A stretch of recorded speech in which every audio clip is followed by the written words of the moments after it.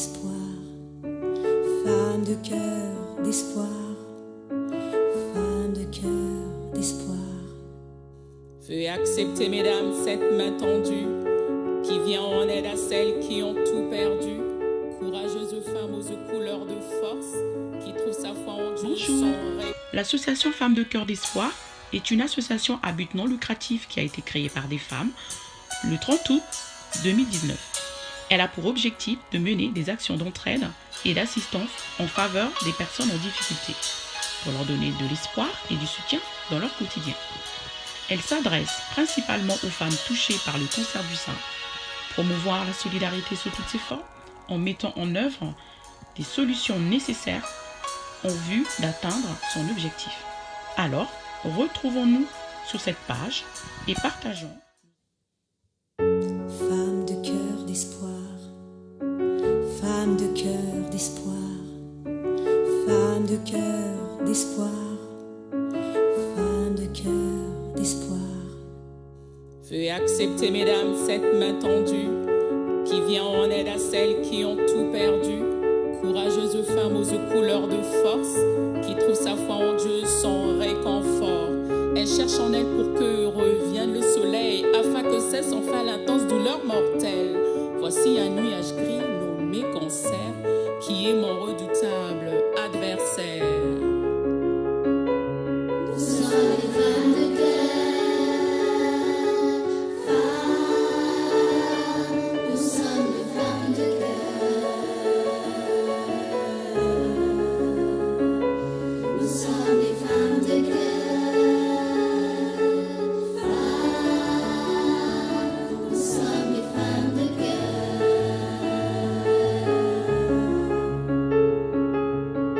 Hommage à vous, mesdames, pour votre bravoure, avec vos peines, vos peurs, sans appel au secours.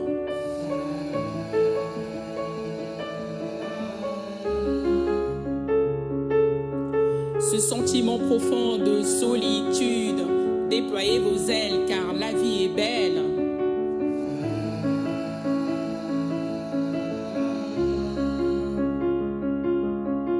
Que la bonté et l'espoir ne t'abandonnent pas. Écris-les sur la table de ton cœur.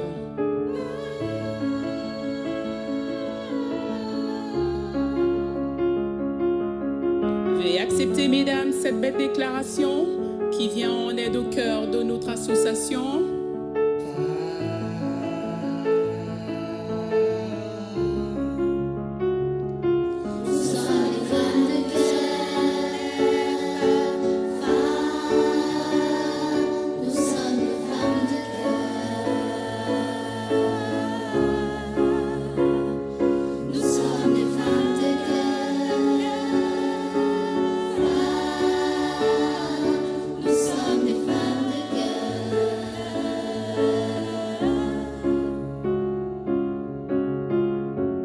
Nous sommes les femmes de cœur, femmes, vous êtes les femmes de cœur, vous êtes les hommes de cœur, oh, femmes de cœur d'espoir, vous êtes les hommes femmes de cœur d'espoir, femmes de cœur d'espoir, femmes de cœur. Femme de cœur d'espoir, femme de cœur d'espoir, femme de cœur d'espoir, femme de cœur d'espoir. Veuillez accepter, mesdames, cette main tendue qui vient en aide à celles qui ont tout perdu. Courageuse femme aux couleurs de force qui trouve sa foi en Dieu, son réconfort. Moi, je sais qu'on se voit aussi avec ce témoigne. Parce qu'on n'a pas eu le temps de parler. Les garçons aussi peuvent développer des cancers à cause de maladie, la GST. Hein. C'est très bien, très bien. Donc elle a le numéro, donc elle va je vais vous envoyer un mail lundi. Et puis quand les activités vont reprendre, quand on a des salles, on la met. Et on va vous inviter et là vous êtes là pour vraiment sensibiliser et on va inviter des adhérents qui ont des jeunes filles aussi. Bien sûr, mais parce qu'en plus on n'est pas très fin. On est présent quand même sur plusieurs quartiers, boulevard d'Arc, le Bois-l'Abbé.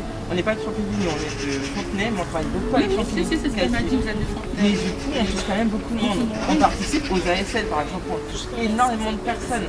Les ateliers sociolinguistiques, on touche beaucoup de personnes qui sont dans les quartiers précaires et puis d'autres. Hein. Donc nous aussi, on peut passer l'information. En tout cas, tout ce qu'on veut, c'est que l'année prochaine, que ce soit meilleur l'année prochaine que ça, et l'année prochaine, il y a quelque chose de mieux. Oui, J'en ai plus. ça ira mieux. Ça ira mieux. Ce sera mieux. Contractuel, c'est le monde. Ça impacte malheureusement. Je vous envoie un mail très vite. Écris-les sur la table de ton cœur.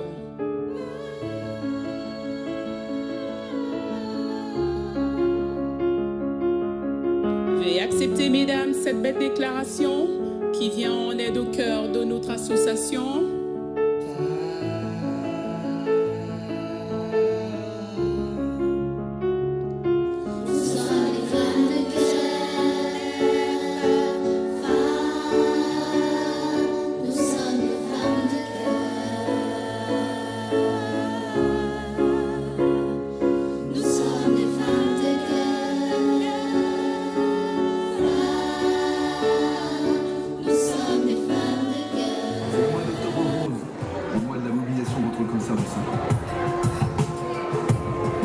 Alors c'est le moment de dire aux femmes qu'on aime d'aller faire leur mammographie.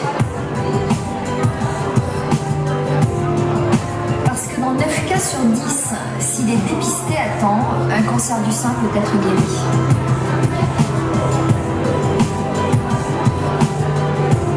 Chacun d'entre nous peut faire avancer la cause. Alors ensemble, mobilisons. Le dépistage du cancer du sein par les enfants que vous aimez, à partir de 50 ans, c'est tous les 2 ans.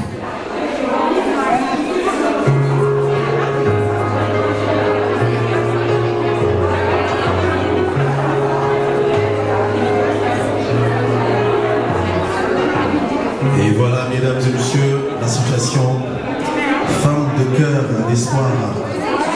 L'association a pour objectif de mener des actions d'entraide en faveur des femmes touchées par le cancer du sein, pour leur donner de l'espoir et du soutien dans leur quotidien, mais aussi de les accompagner pendant et après leur traitement administratif, ménage, repas, garde d'enfants, etc. Ils vous proposent du thé, café, des petites choses à leur stand. Acheter ces petites choses-là, c'est les soutenir pour leur projet. N'hésitez pas à les soutenir. Et voilà, comme j'ai dit, c'est quelque chose de très très important. Si vous êtes là, n'hésitez pas à envoyer des textos à vos proches pour qu'on soit assez nombreux.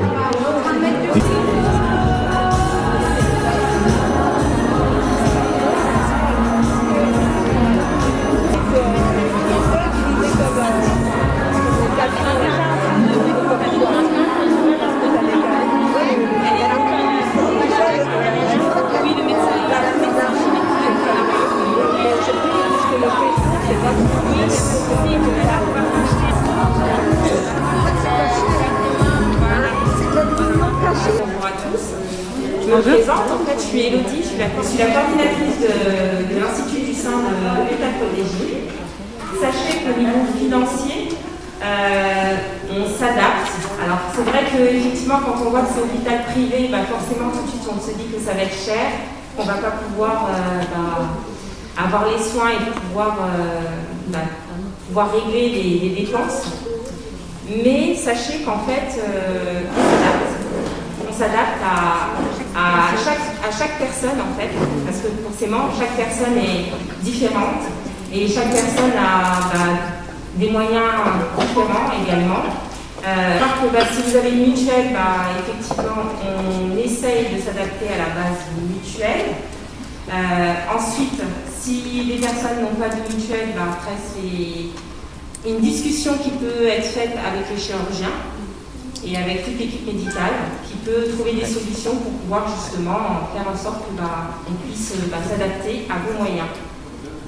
Donc en fait, comme vous savez, dans la prise en charge du cancer, il y a quand même 100% qui est délivré par le médecin traitant quand même très rapidement.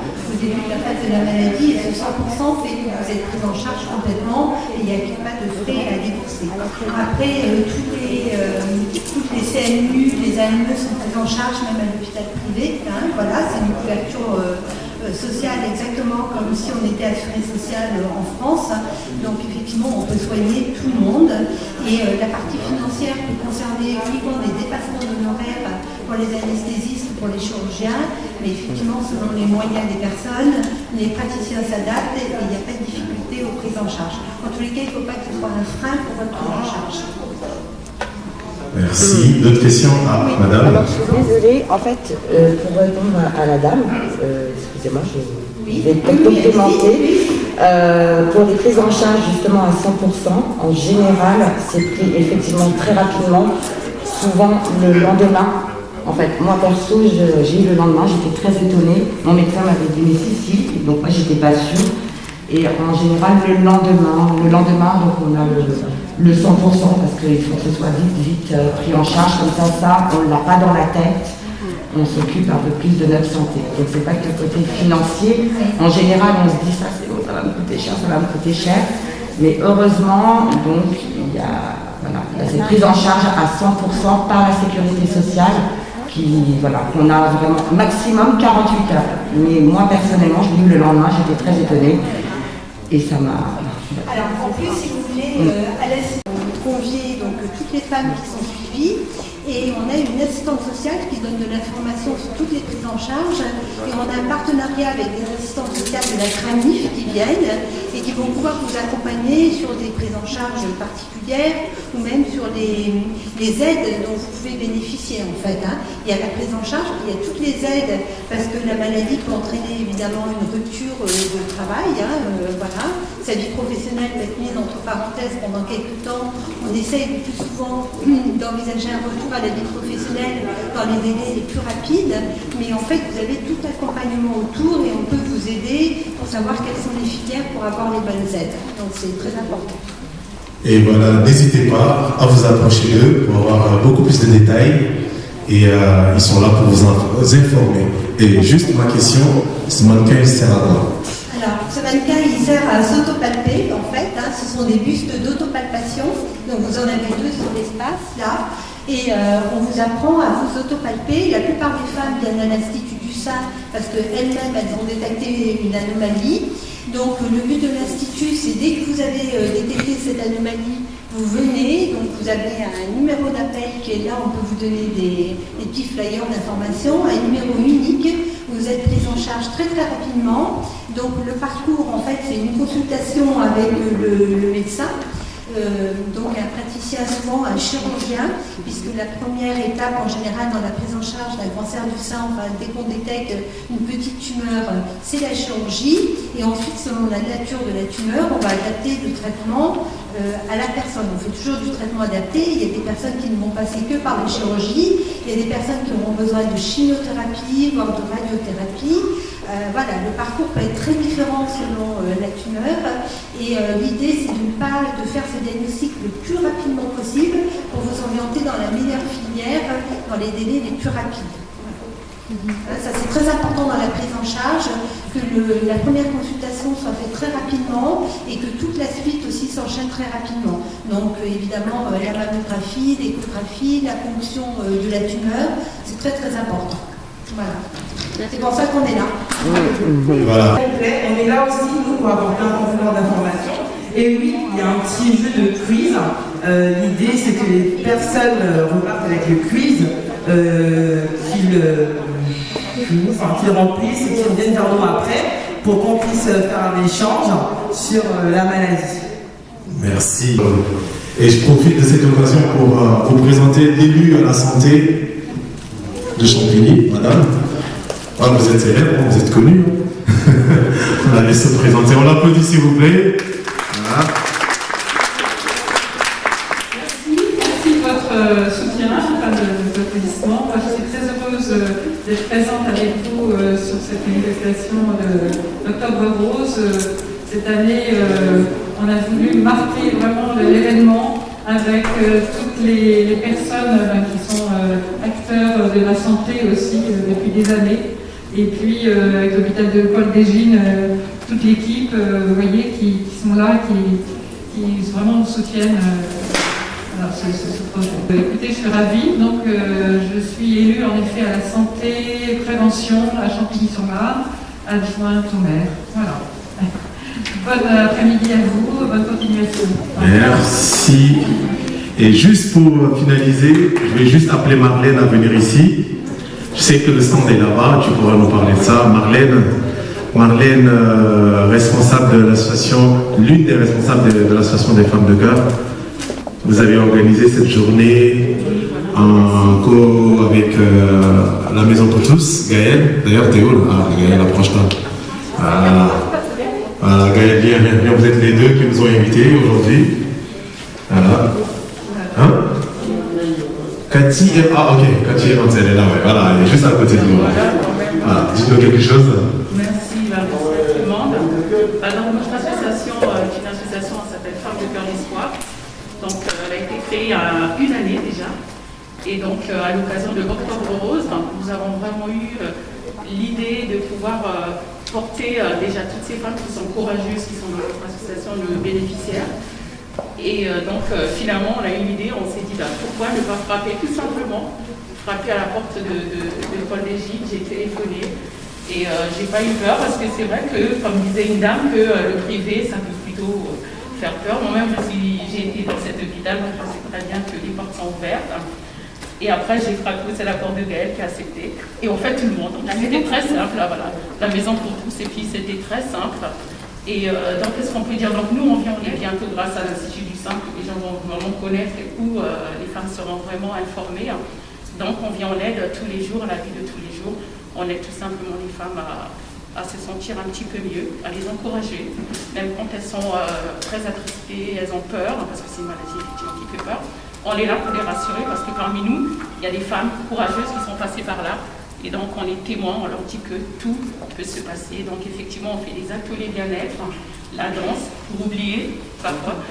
Et puis le yoga, et puis on fait aussi de la marche chaque premier dimanche du mois. Nous faisons la marche au bord de Marne, donc on vous invite vraiment à nous accompagner, même les hommes.